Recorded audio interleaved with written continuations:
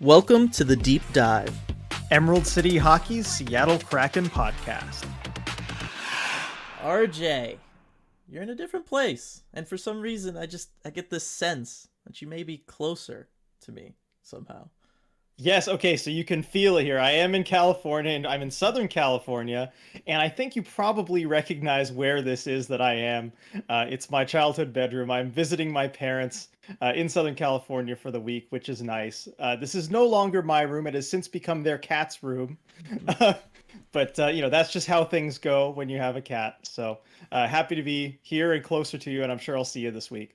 Yeah, no, we're gonna for sure hang out and do some stuff. Yes, glad to have you here, and thank you for bringing some cooler weather. That it's I was just thinking that it did cool that's down as soon as I got here. that's really how I knew you were here. It's like, oh, okay, RJ's back. The weather cooled off a little. This is nice. All right, so we got a lot of stuff to talk about this week on this episode of the Deep Dive. A lot of fun stuff. I think we should start though with the news that broke just like an hour or so before we started recording this, and that is Morgan Geekie signing with the Seattle Kraken to avoid the arbitration hearing and everything. 1 year, $1.4 million deal.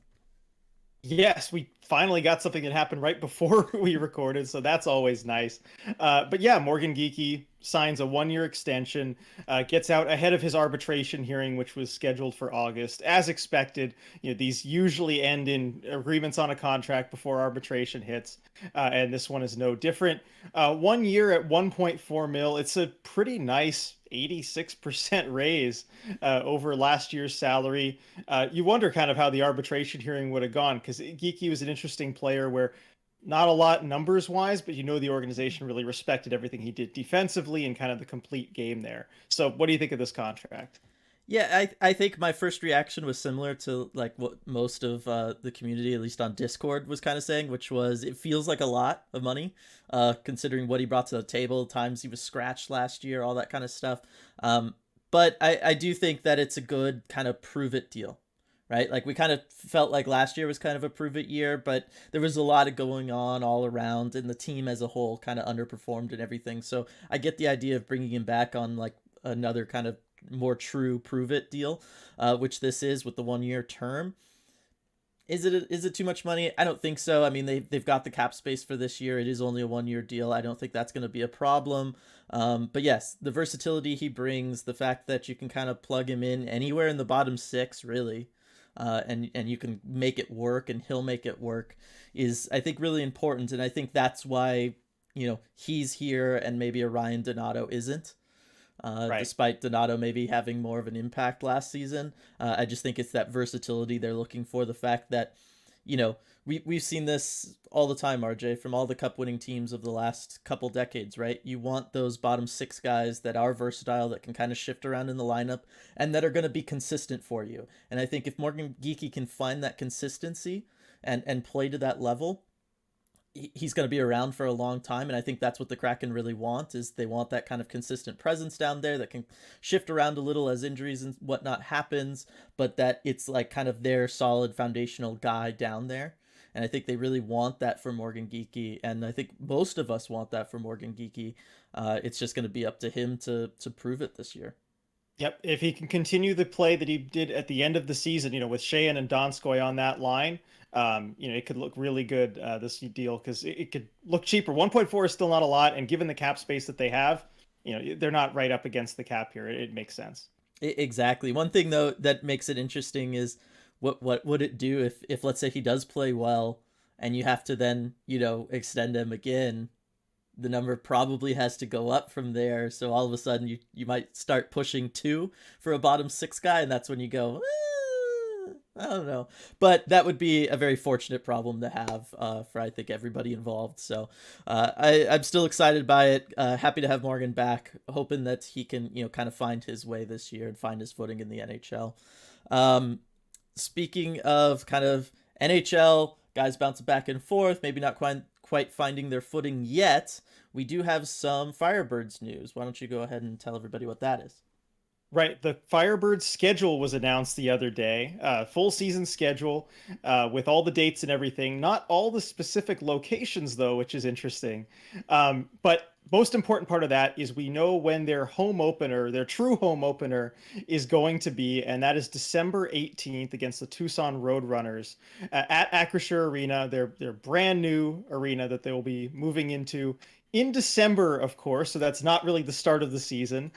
They will be playing 21 of their games before the home opener. So that's a lot before you start getting these home games. Now, 4 of those games will be in the Seattle area, according to the press release. So we don't know exactly where. We do know when, though.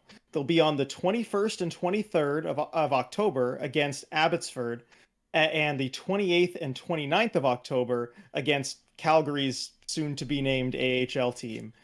So those are the 4 games in the Seattle area. Again, don't know exactly where, but they will be playing some games up. Well, I was gonna say up here, but I'm in Southern California right now, up in Seattle. So that'll be interesting to have them around. Yeah, it will. I think it's going to be kind of cool for everybody to be able to see them and get kind of the first look at them really before their arena opens up more down here. Yeah, it's going to be interesting to see where these games are played. Like I know a lot of people speculated Climate Pledge when it all kind of first came out, but obviously a big kind of downtown focused place like that, it's not normal totally to see AHL games in a situation like that. What with scheduling between the NHL team and then any sort of concerts or events happening at a place like Climate Pledge Arena.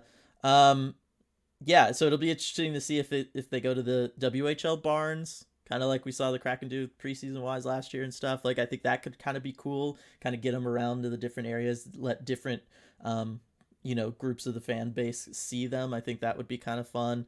But isn't it just wild, RJ, that the AHL, their season basically starts the same time as the NHL, all this stuff, but you've got like teams without whole locations, like you said, with Calgary. Like we just don't really know what's going on with that. You've got this situation where, there's just up in the air where these scheduled games are going to be played. Like it's just fun.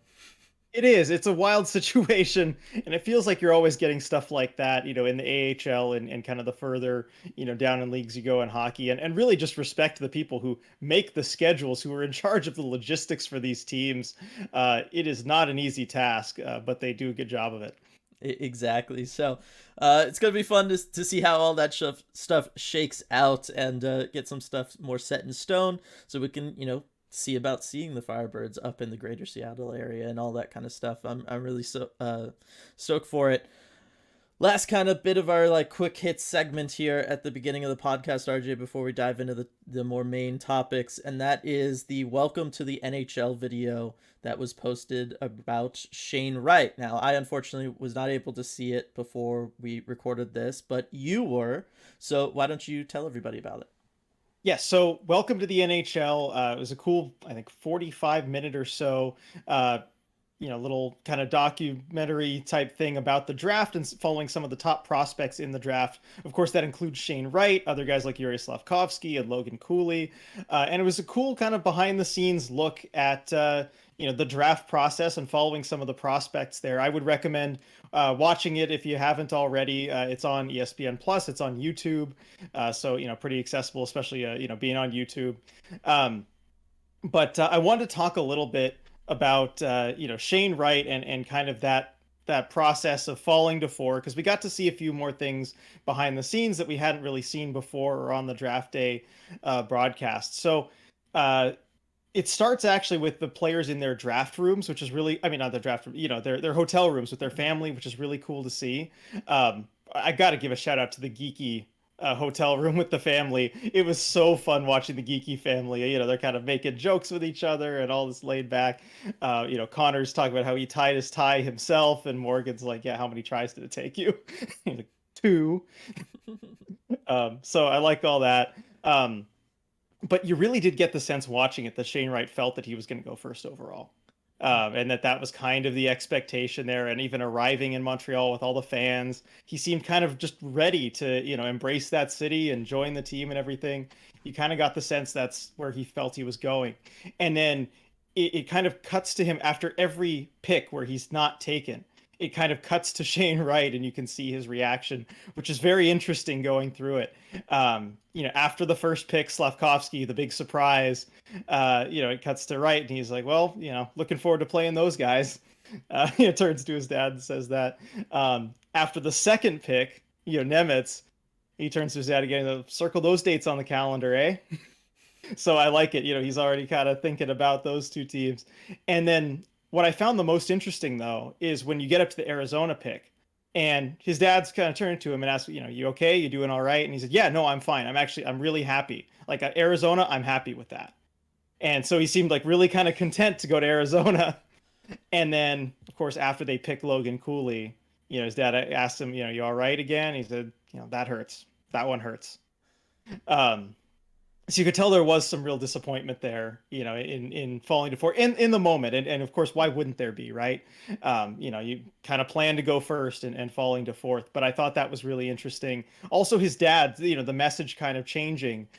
His dad was talking about wanting to just show how proud of him he is and all this with the first pick. But he's like, as he fell, that message kind of had to change. And it's not about where you go or like when you go, it's about where you go and what you do there. And I thought that was just a really great message from his dad, kind of having to adjust things on the fly. And so I just liked hearing that from him. But it was interesting to see kind of all the emotion from Shane Wright.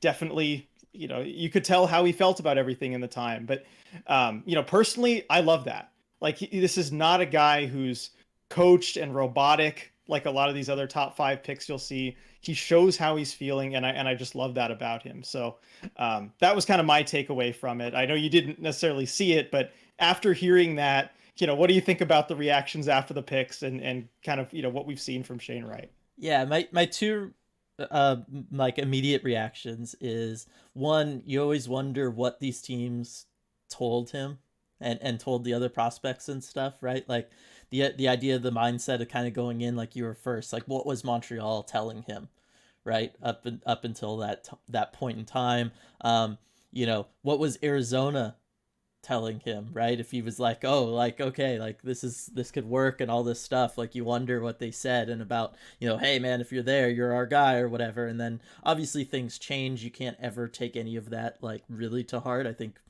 a million prospects have learned that to this point in time.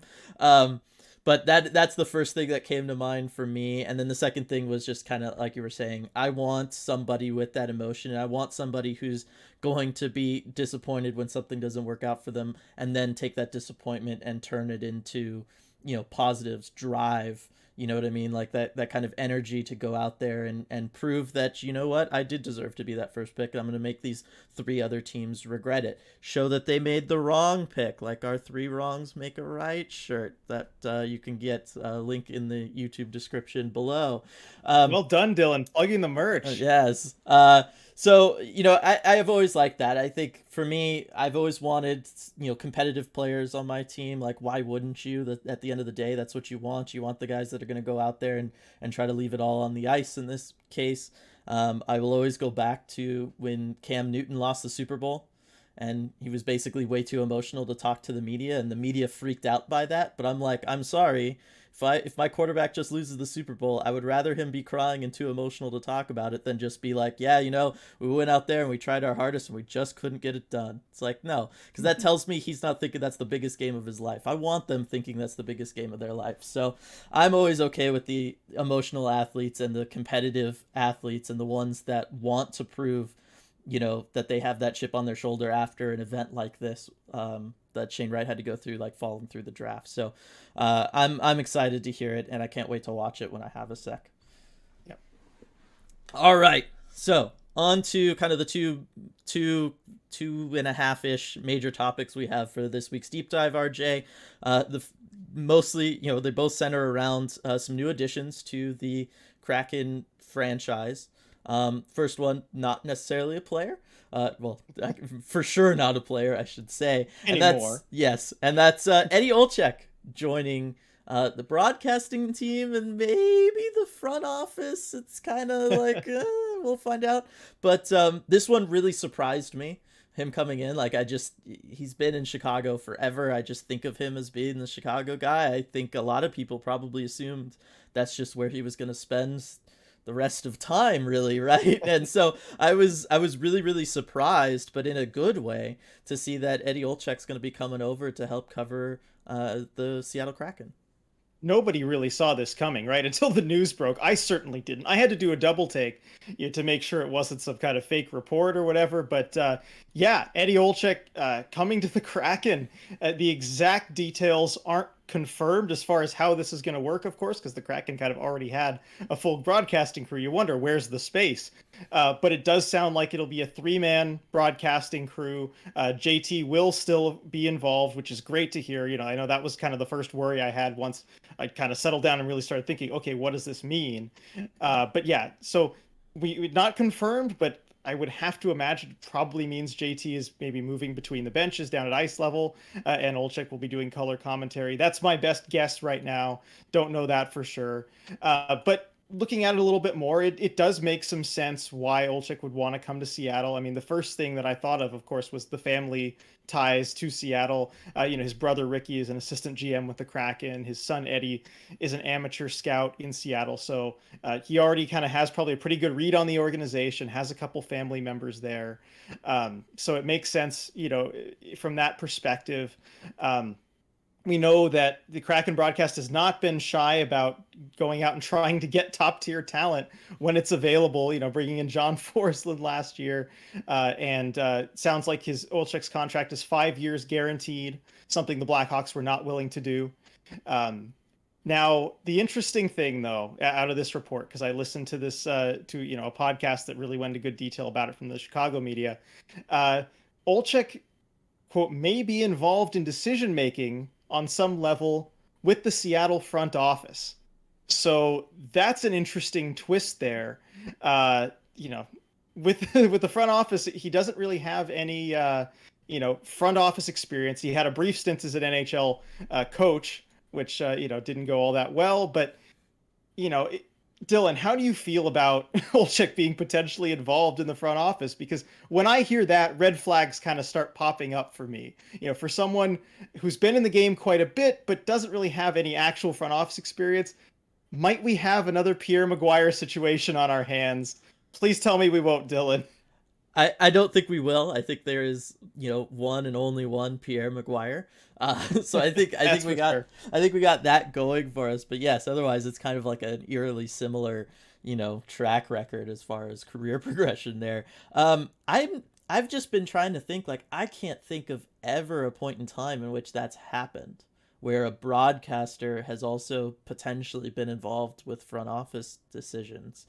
Like, I just can't ever think of any cannot example. think of another example. Yeah, I can't either. It really feels like a conflict of interest, doesn't it? Well, in some ways. Like, I don't know. I mean, not in the sense that ultimately his livelihood depends on the team being good. So whether it's broadcasting or front office. So I don't know, like, he's not going to be in charge of his own contract, I would think. So... No, I mean, but as far as, just kind of commentary and wanting to paint things in a positive light, I know broadcasters already have somewhat of an incentive to do that anyway. It's not like you need them to be involved in the front office to be a homer, but I don't know. It just feels like an extra little something.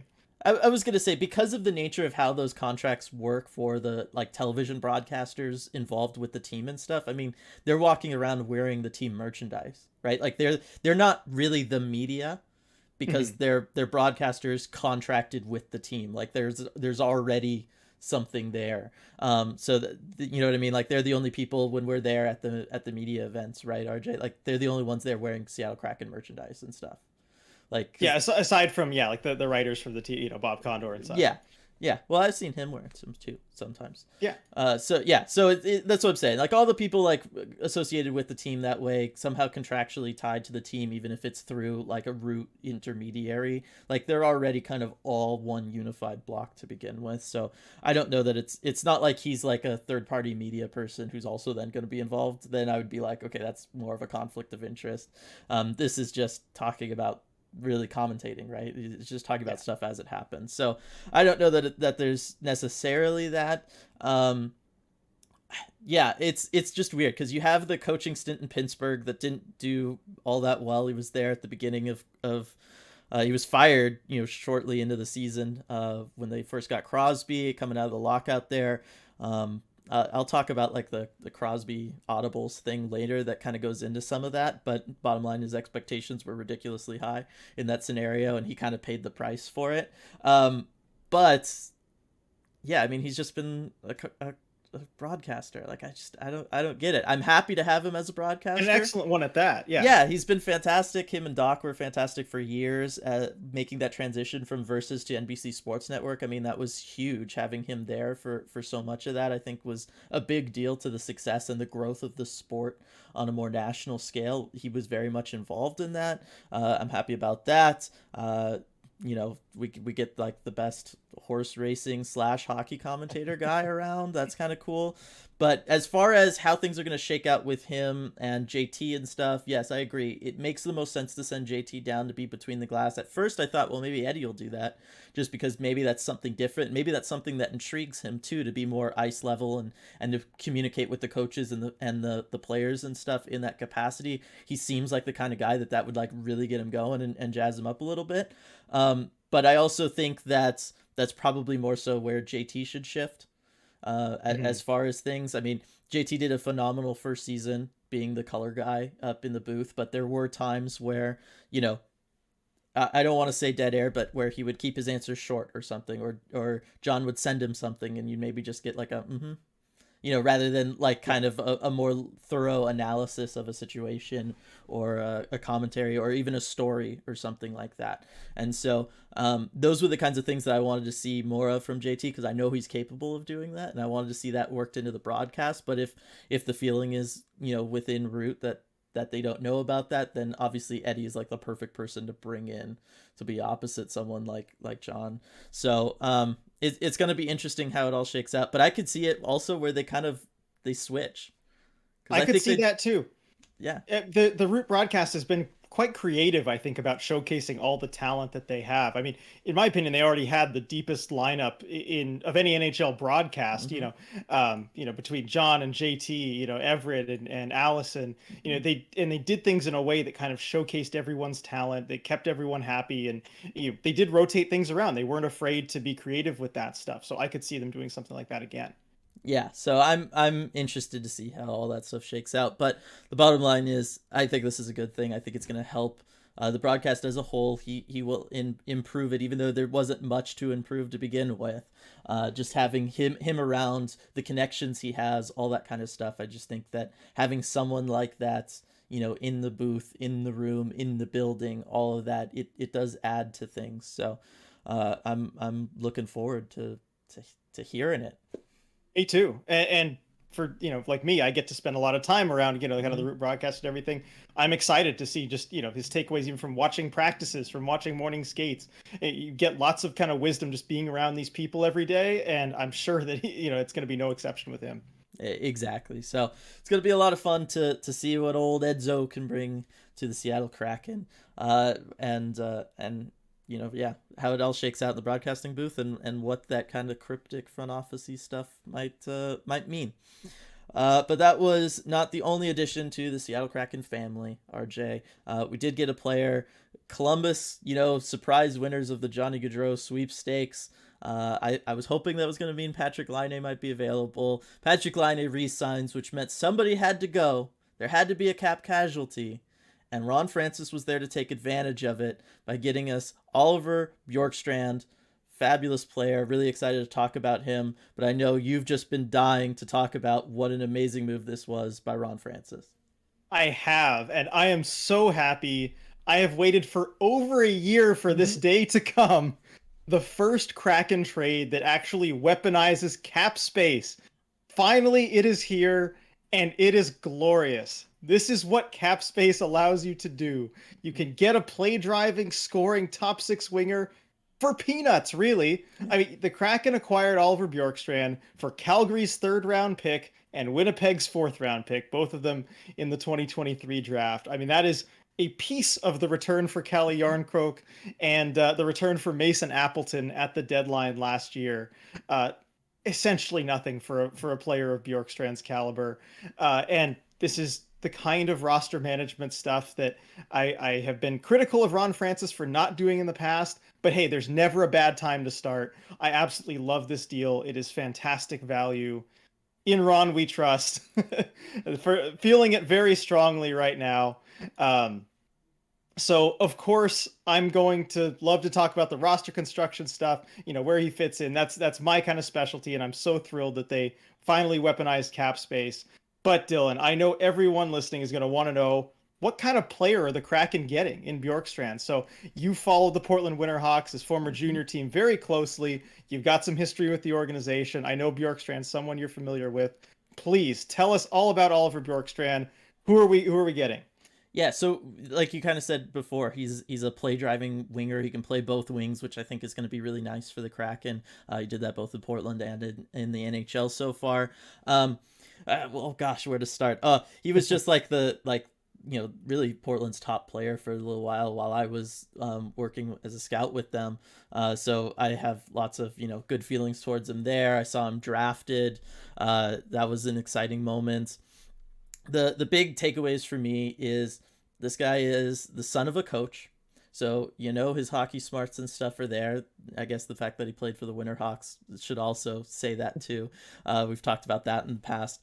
But his positioning is excellent. He's always in a spot to create offense. He's really good at reading the players around him and reacting to where they are. This is a guy that's going to feast on any sort of leaky shot that gets through a goalie but doesn't totally go in. He's always in good spots to jump on those. He's always in great spots to jump on rebounds, especially on power plays. That's kind of like one of his things. He likes to play in the slot a lot, and he's really good about reading about whether or not he needs to be high in the slot at that moment or low in the slot. And I've seen kind of breakdown videos with him where he's talked about this, and he just it's just a gut feel for him kind of thing, but it works out more than it doesn't. So I always love players like that. The biggest thing for him is that he's always played bigger than he is. He's listed right now on NHL.com as being 6 foot, 177 pounds, which is obviously not very heavy, not very big. But because he has good lower body strength, and ultimately because he's, I'm sure being the son of a coach helped with this, he understands how to use his body and how to create leverage with his body to protect the puck. He always keeps his body between himself. He always keeps his body between the puck and defenders. They're trying to get it.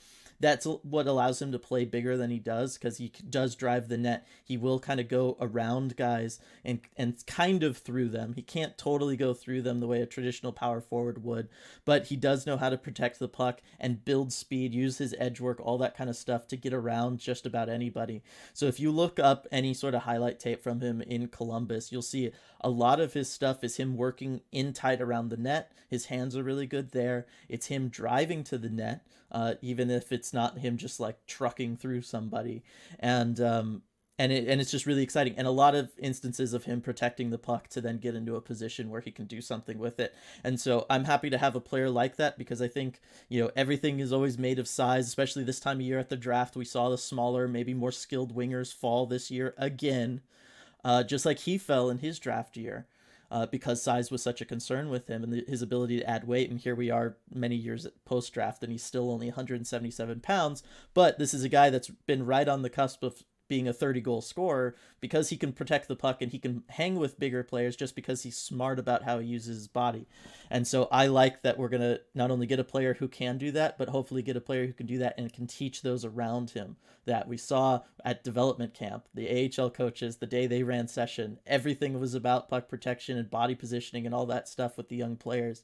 Bjorkstrand's a model example of that. And so I hope he can kind of come in and bring some of that with him.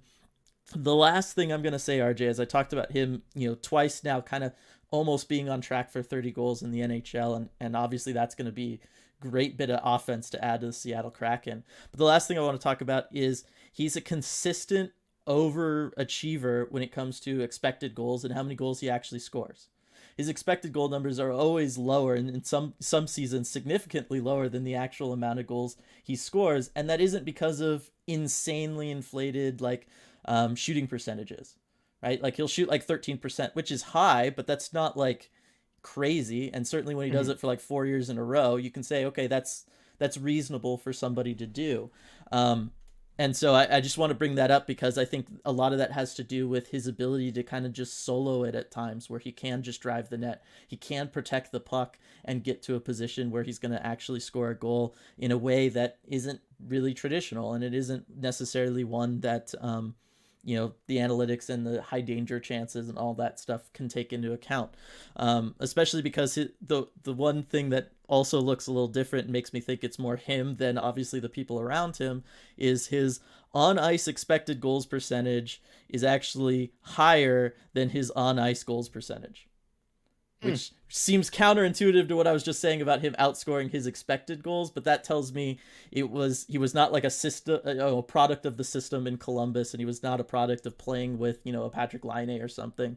This tells me, if anything, his line mates in Columbus were actually keeping him down a little bit, and so it'll be interesting to see where he slots in Seattle. We'll talk about that in a moment, but those are just the things that I get excited about bringing in this player that I have a little bit of history with and that I've watched for a long time, and why I think he's going to be so much fun and such a good addition for the Seattle Kraken.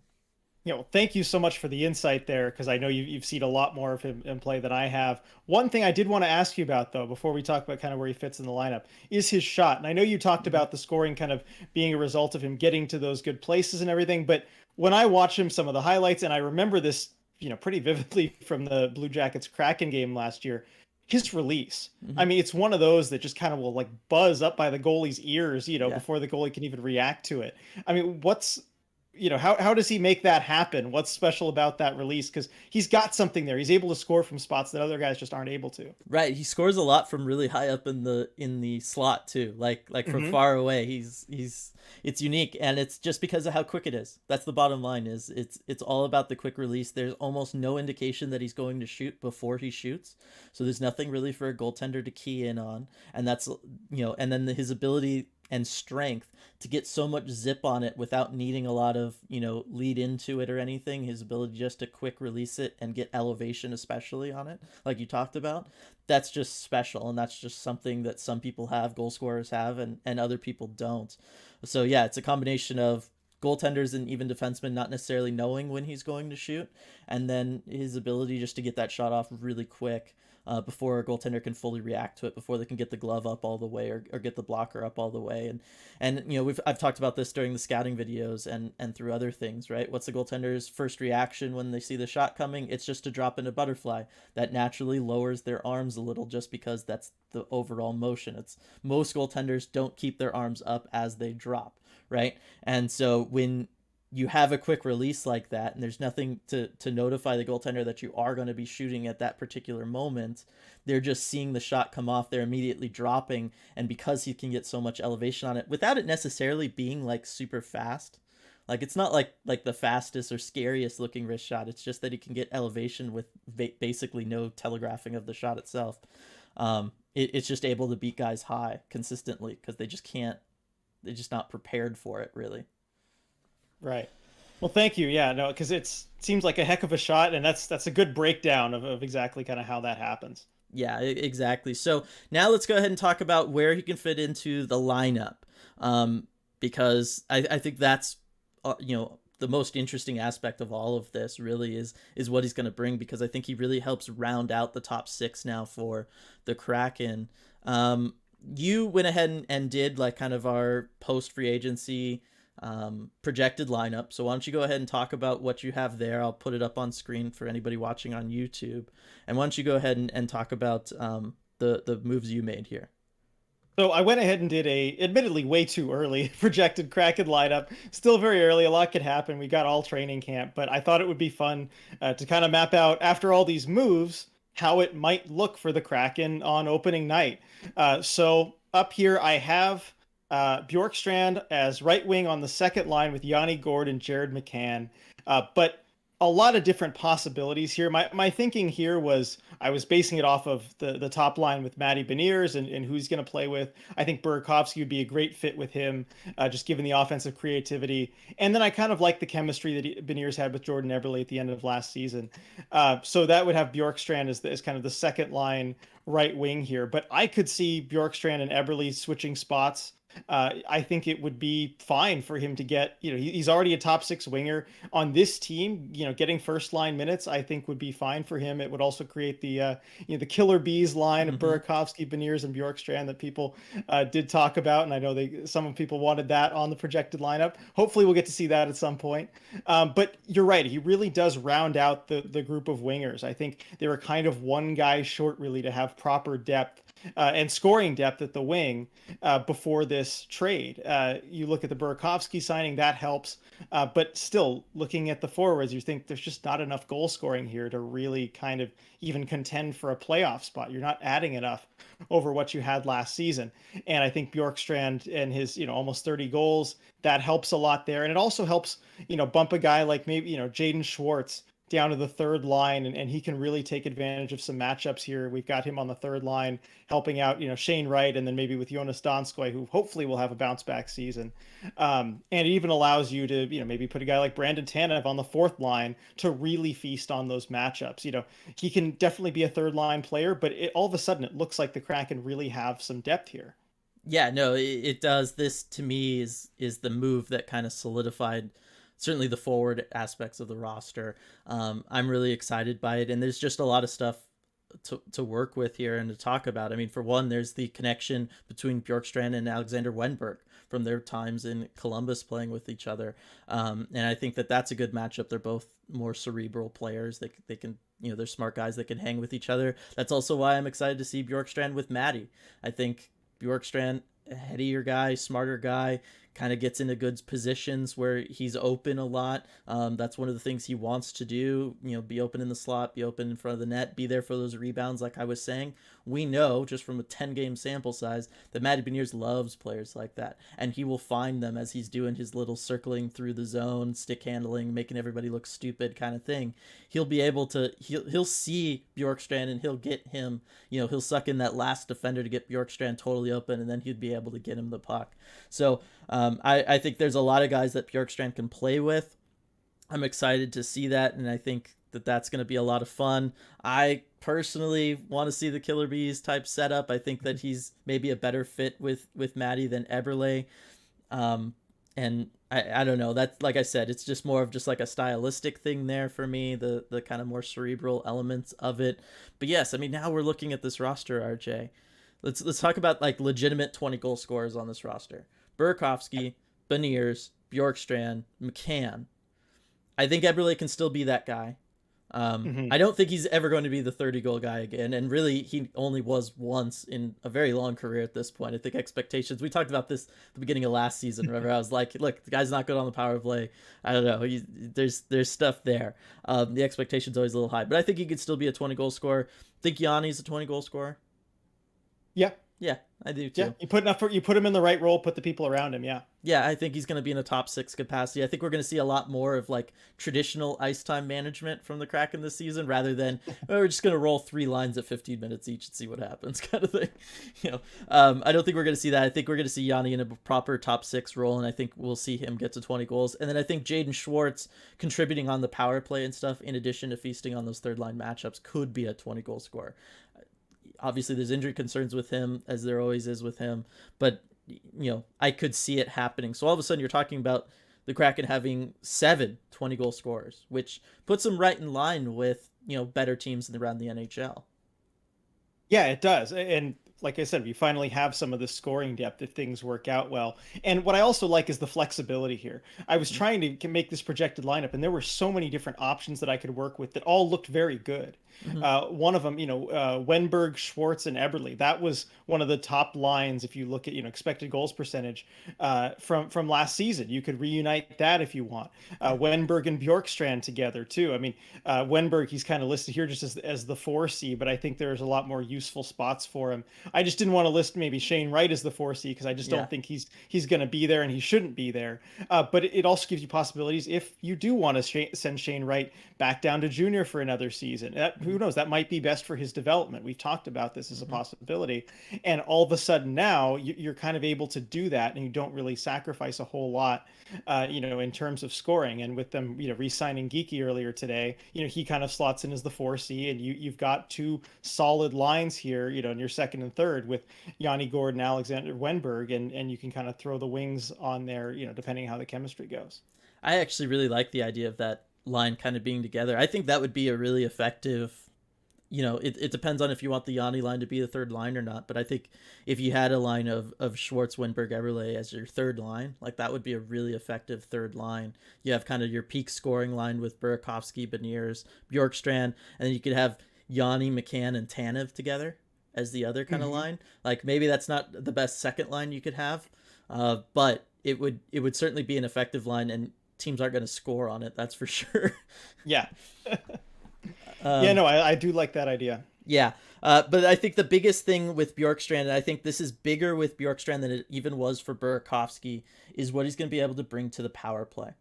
Because he's a smart player, he's been a trigger man on a power play. He's been the slot guy, the bumper position on a power play. I think he could be net front on a power play if you wanted him to. And I think he could kind of be in that Yanni setup role, kind of half being the trigger man, half being the setup man. I think Bjorkstrand could be really good in that kind of spot as well. So I think Bjorkstrand's going to make more of an impact on the power play than just about any addition they added the Kraken this season, with the exception of maybe, Maddie, obviously, just being the best player. But I think Bjorkstrand's going to help out the power play a lot, and his versatility on the power play, his ability to play different spots is going to help out a lot, even more so than somebody like Burakovsky. Yeah, and I think it comes down to the versatility, just all the different spots you can put him in. And the Kraken are going to have a lot of decisions to make as far as what they want to do with their top power play unit. But one thing that's for sure is it's going to look very different from last season. And given what the results were last season, I think that's a very good thing. Yeah. And we'll really kind of get a sense now of, okay, is it the coaching or was it the lack of talent? I mean, you were getting to the end of the season where, no offense, Dylan, I'm sorry, I'm not trying to call you out here, but Victor Rask was on the first unit power play. That's not an ideal situation. Right. I think we can admit at this point. So yeah, that extra talent is hopefully going to help out quite a bit there. Question for you though, ultimately, where would you want to see him? We've done our projected lines here. What are you thinking for the top power play unit? If you kind of had to come up with it right now, what would you try first? I would probably go Maddie for sure.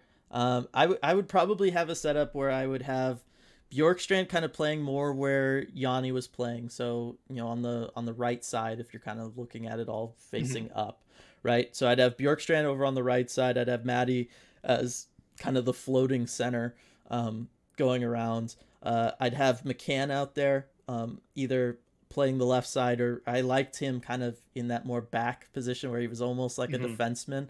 I really liked that going on. And to be honest, I'd probably put Schwartz out there as my fourth forward just to play net front if he can. Interesting.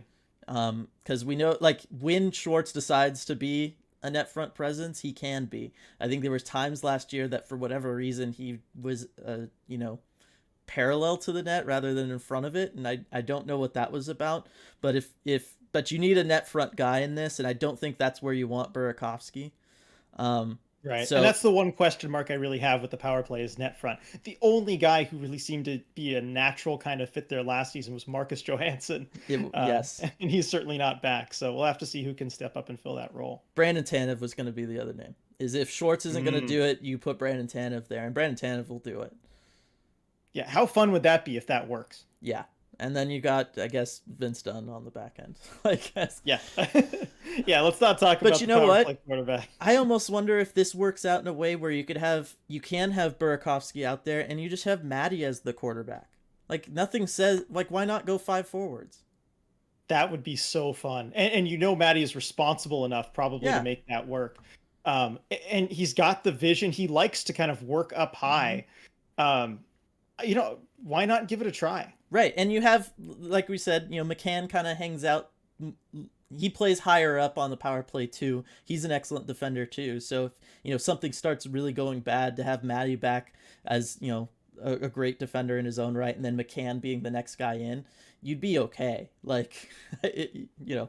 Yeah, I think so. And it's the kind of thing too that I love to see because uh thinking back to like a year ago before the Kraken had played a game, and it was talk all this talk, they're one of the smartest, organizations in the league. They're very innovative. I still think they have that in them. Mm-hmm. After the first season with not a lot of on ice success, that kind of loses its luster a little bit. But this is the kind of thing that you would imagine them doing, like, wow, they go 5 forwards on a power play and make it work because it can work. Like we've seen this in some of the analytics. Like, you don't have to be scared of this sort of thing. So why not be bold and give it a try? Yeah, and then one of the fun video ideas I had for August for us to do, RJ, is just because I've been kind of thinking about it, is me just coming up with alternatives to the ever-present 1-3-1 power play that I just can't stand.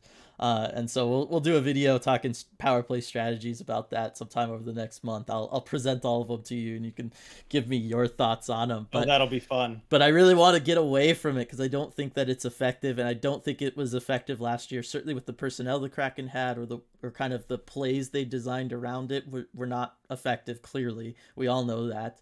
But I think having 5 forwards out there with this group could really work. Have Burakovsky on the right side, Bjorkstrand in the bumper, Tanev, Schwartz, somebody net front, McCann kind of on that left side playing a little high, and then Matty back. Like, I think that would look really, really nice. Yeah, agreed.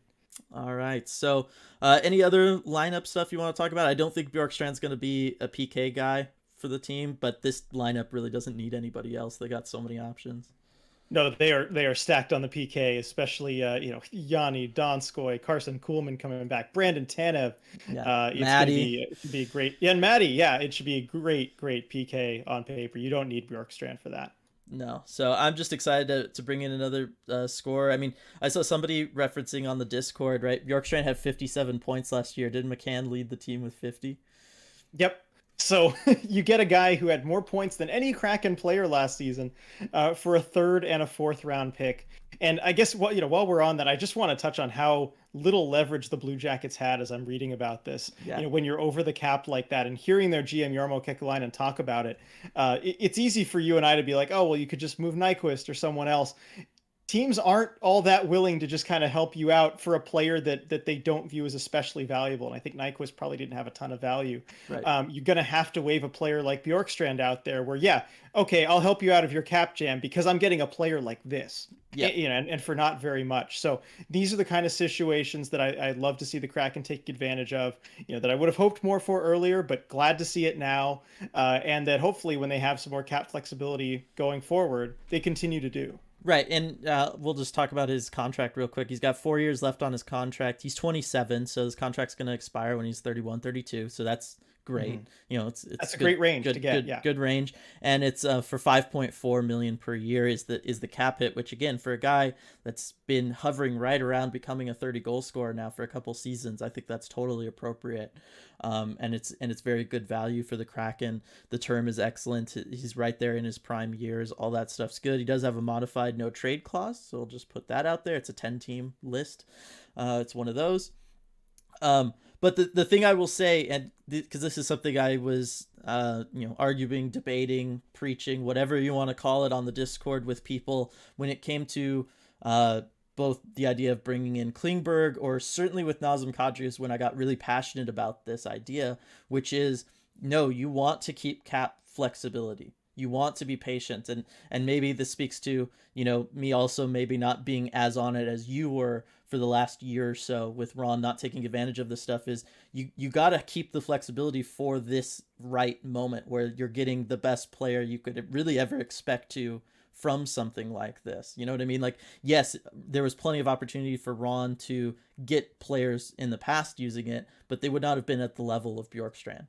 You know what I mean? And so certainly if they had just gone out and spent a bunch of money on Kadri just to have, someone and to do something in free agency, you would not have been able to take advantage of this, who's arguably going to be a more impactful player for you long term, in someone like Bjorkstrand. So I'm okay with the patience. That's my version of in Ron we trust, and I'm always okay with keeping cap room around for this flexibility stuff. It's not just about looking at free agents next year It's about all the stuff that happens in between, taking advantage of teams like Columbus in this case scenario, or teams that all of a sudden have an RFA that doesn't want to re-sign with them and they have to move that RFA somewhere. Like, lots of things pop up over the course of an off season and really over the course of the year in the NHL. So I'm always okay having that cap space, being patient with it, and then pouncing on opportunities like this. Yep, and just great to see that he's willing to do it. That's all I'm saying. I know. I just want to know that he could do it once, so that I can hope that he'll do it again. He was just waiting for the right moment, the absolute best time. And I guess, when is the right moment? Whenever you're trading with Columbus. Basically, yeah, that's what history has taught us. And boy, got to be thinking, did you really need to give Goodbranson $4 million? Yeah, that's the key. You don't have to do that if you don't pay Goodbranson. Exactly. Oh, that contract is just looking worse and worse by the day, and it's only been a few weeks since it was signed. Yeah, we could save this for another video we could do about GMs and stuff, but we're what, like 6-7 years into Jarmo Kekalainen's tenure as GM there, and I still can't figure out if he's good or not. Like, he'll make some really savvy moves, and then other times he just does stuff like this. Right, and you have to look at this also in the grand scheme of things. If you're having to do this basically because you brought in Johnny Gaudreau, and of course you want to do that. Yeah. But then Goodbranson, it's a very mixed bag with him. They had 5 first-round picks these last 2 drafts. Like, that's good if you're rebuilding, which is kind of where they were trending, but also now they're very much in a win now. So what's going to happen with all that? Like, it's all over the place. Also, Jakub Voracek contract. That's killing them. Well, and for every bad thing, there's the Seth Jones trade, which was fantastic. Yeah, it's crazy. Yeah. Deep dive on Jarmo Kekalainen. I know. That's some real August content. Yeah, for sure. I think it would be fun though. All right, so that's it. I think, RJ. Yeah, I think so. Yeah, unless the Kraken have done something yet. Do we just pause the recording here, RJ? Wait 2 hours and then see if something happens. Yeah, see that? Well, it would happen right after that. Here, I'm gonna check Twitter right now to see if anything has happened. While we're still recording, it'll be quick. Okay. Geekie, Kraken tweeted. It's Geekie again. Video of the ELC on the ice for Shane Wright. We knew that. Yeah. And I think that's it. All right. So then we're gonna get done with this one just shy of the hour mark. Sorry, it's not like a big long mega episode like the last couple. As we get deeper into the off season, stuff's gonna happen less and less, and that's just what it's gonna become. But it's still very, very exciting. And gosh, both of these additions, both having Eddie Olczyk come in to help out the broadcasting crew and everything, and then obviously the Bjorkstrand trade, just so fantastic. I'm just so happy, and really this off season as a whole. Maybe we'll do a grading the off season podcast soon when there's really nothing going on. We can talk about it all, but everything taken as a whole, big picture right now, Kraken got so much better this off season. For sure. I mean, so much to look forward to come September and October. I am really excited about where the team's heading. Exactly. So we'll talk about all that stuff in future episodes. But for now, that's going to do it for this episode of The Deep Dive. Thanks, everybody, for watching, listening, all that good stuff. And we will see you all next time.